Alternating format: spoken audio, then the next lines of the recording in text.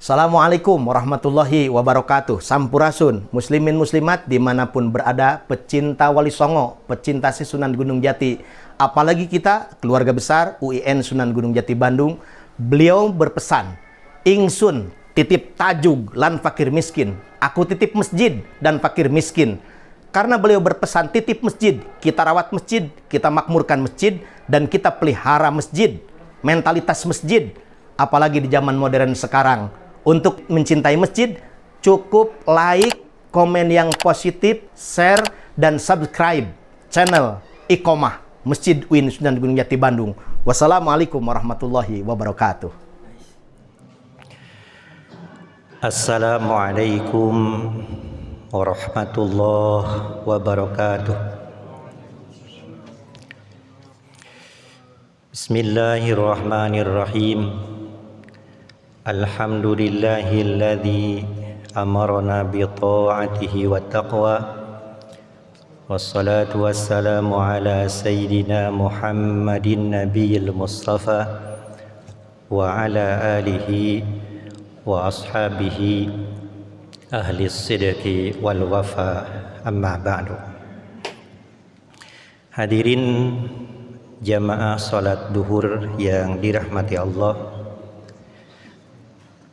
puji dan syukur kita panjatkan kehadirat Allah Subhanahu wa Ta'ala atas nikmat dan karunia-Nya, nikmat sehat, nikmat sempat, nikmat berjamaah, dan nikmat beribadah. Salawat dan salam kita sampaikan kepada junjunan alam, Nabi besar Muhammad sallallahu alaihi wasallam. Ramadan adalah bulan suci, Ramadan adalah bulan mulia. Para ulama membagi Ramadan menjadi 3 fase. 10 hari pertama adalah hari-hari yang penuh dengan rahmat dan kasih sayang Allah. 10 hari kedua adalah hari-hari yang penuh dengan ampunan Allah, dan 10 hari terakhir merupakan hari-hari itqun minan nar, hari-hari pembebasan kaum muslimin dari api neraka. Hadirin jamaah salat zuhur rahimakumullah, setiap orang pasti ingin hidup bahagia. Ada banyak hal yang bisa membuat seseorang bahagia. Salah satunya adalah apabila ia memiliki seorang anak, seorang putra.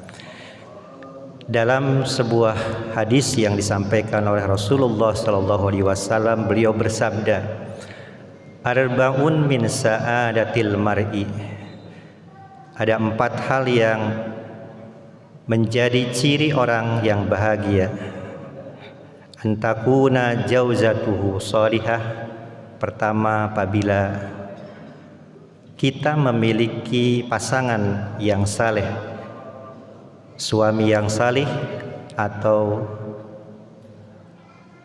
istri yang salehah. Wa auladuhu abrar. Kedua, apabila kita memiliki anak-anak yang baik, anak-anak yang saleh. Wa ikhwanuhu salihin. Ketiga, apabila memiliki teman atau sahabat-sahabat yang baik. Dan terakhir, wa antakuna kasbuhu fi baladih. Apabila pekerjaannya tidak jauh dari rumah sehingga bisa senantiasa bersumpur bersama keluarga. Hadirin rahimakumullah, anak merupakan nikmat sekaligus amanah, nikmat terindah yang wajib kita syukuri, dan amanah yang wajib dan akan kita pertanggungjawabkan kelak di hadapan Allah. Di samping itu, anak juga bisa merupakan aset terbaik apabila kita bisa mendidiknya dengan sebaik-baiknya sehingga mereka menjadi anak-anak yang saleh. Ada dua upaya yang dapat kita lakukan agar kita mendapatkan putra-putri yang saleh dan salehah. Pertama, ada usaha lahir, kedua usaha batin, usaha bumi dan usaha langit. Usaha lahir yang dapat kita lakukan adalah pertama, bekali anak-anak dengan adab dan ilmu, terutama ilmu agama. Ilmu itu penting, tetapi adab jauh lebih penting. Oleh karena itu, sebaiknya anak bekali dengan adab sebelum mereka belajar ilmu. Karena anak yang belajar ilmu tetapi tidak belajar adab bisa jadi menjadi anak yang biadab, bukan yang beradab. Sebelum belajar, ajarkan bagaimana cara belajar yang baik, bahwa belajar itu niatnya lillahi ta'ala, lil ibadah. Belajar itu untuk menghilangkan, untuk mengagungkan syiar Allah, untuk menghilangkan kebodohan, mendatangkan kecerdasan. Kita harus bersabar menghadapi guru dan kawan. Kemudian kalau sudah mendapatkan ilmu, kita jangan sombong dan ilmu itu harus diamalkan. Hadirin rahimakumullah, disambil belajar adab, anak juga harus kita bekali dengan ilmu-ilmu, terutama ilmu agama sebagai pondasi. Ajarkan mereka supaya cinta kepada Al-Quran. Bekali mereka dengan ilmu tauhid supaya tahu Tuhannya. Bekali dengan ilmu fikih supaya tahu bagaimana cara beribadah kepada Tuhannya. Bekali juga mereka dengan ilmu akhlak supaya bisa membedakan akhlak yang baik dan buruk. Bisa berakhlak dengan baik kepada Allah, kepada Rasulullah, kepada sesama manusia, bahkan kepada sesama makhluk Allah lainnya. Kedua, upaya dalam mendambakan, dalam mengikhtiari anak yang saleh adalah temukan minat dan bakat anak. Karena setiap anak dilahirkan dengan minat dan bakat yang berbeda. Banyak cara yang dapat kita lakukan. Di antaranya adalah dengan melakukan tes minat bakat atau menelusuri atau mengamati apa yang ia sukai, apa yang menjadikan hobinya. Umumnya setiap perguruan tinggi yang memiliki fakultas psikologi memberikan layanan jasa bagaimana untuk mengetes minat dan bakat seorang anak. Bahkan ada metode yang lain, yaitu dengan metode sidik jari, di mana hanya dalam hitungan menit maka anak bisa diketahui apa potensi yang paling utama yang dimiliki oleh seorang anak. Ikhtiar yang ketiga adalah kenali jenis kecerdasannya, karena setiap anak memiliki kecerdasan yang berbeda. Ada sebagian anak yang memiliki kecerdasan verbal linguistik, di mana dia senang berbicara. Ada anak yang senang logis, yang memiliki kecerdasan logis matematis, senang menghitung, senang mengotak-atik data, senang dengan logika. Ada anak yang memiliki kecerdasan kinestetik jasmani, di mana dia senang melakukan pekerjaan yang bersifat fisik, tidak ada capeknya untuk melakukan sesuatu. Sebagian anak ada yang memiliki kecerdasan musikal, mudah untuk menyanyi dan terampil untuk menggunakan alat-alat musik. Ada juga yang memiliki kecerdasan intrapersonal dan interpersonal, di mana anak pandai untuk mengenali dirinya, mengetahui kelebihan dan kekurangan dirinya.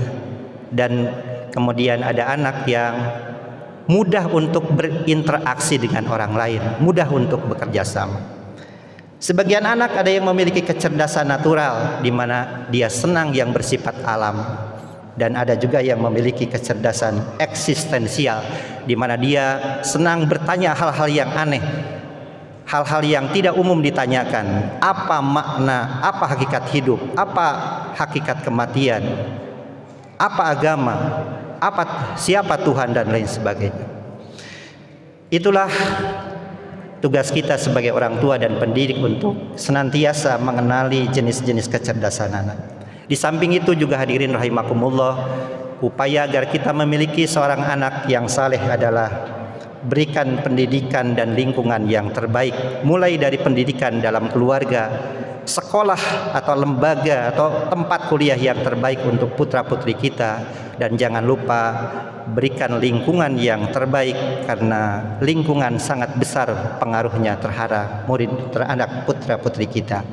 Terakhir, bagian dari ikhtiar bumi, ikhtiar lahir adalah fasilitasi potensi dan kemampuan anak. Kalau dulu umumnya orang tua mendikte, mengatur apa yang harus dipelajari oleh seorang anak, tapi sekarang saatnya orang tua adalah sebagai pembimbing, sebagai fasilitator.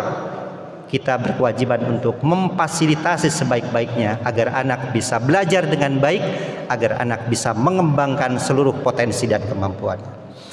Itulah beberapa ikhtiar lahir yang dapat kita lakukan, tapi jangan lupa kita pun harus melakukan ikhtiar secara batin, ikhtiar samawi.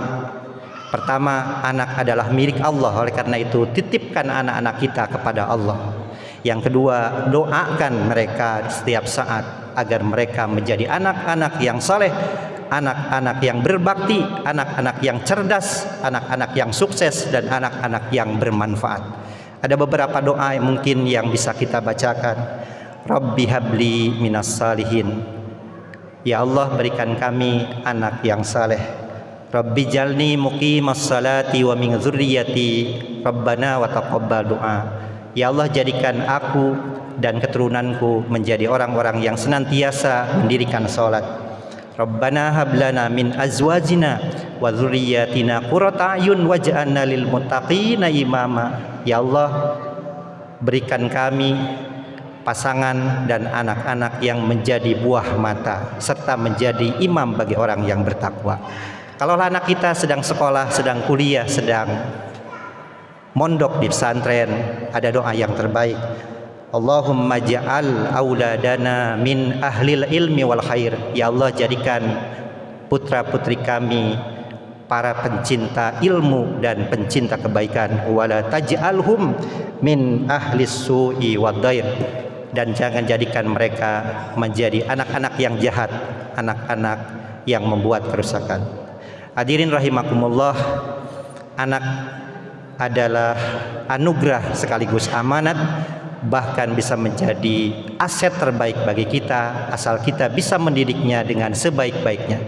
Mudah-mudahan kita diberikan anak-anak yang saleh, anak-anak yang berbakti, anak-anak yang sukses, anak-anak yang bisa membahagiakan kita lahir batin, bahkan dari dunia sampai akhirat. Demikian yang dapat saya sampaikan. Terima kasih atas segala perhatian. Mohon maaf atas segala kekurangan. Wa ainu ridho an kulli aibin kalilah wa ainu sukhti tubdi lakal masawiya wal afu minkum. Wallahul muwaffiq ila aqwamit thariq. Assalamualaikum warahmatullahi wabarakatuh.